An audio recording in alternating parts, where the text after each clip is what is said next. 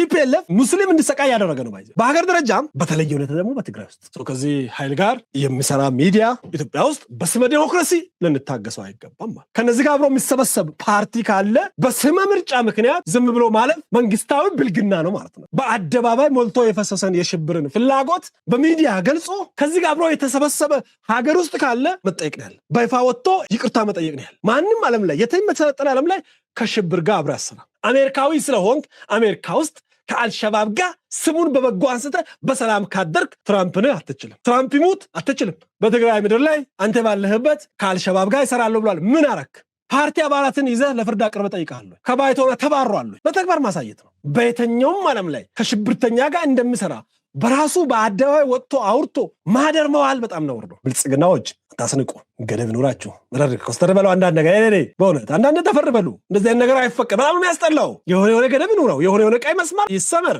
አንዳንድ ነገር ገደብ ይኑረው አንዳንድ ነገር ድንበር ይኑረው አንዳንድ ነገር ልክ ኑረው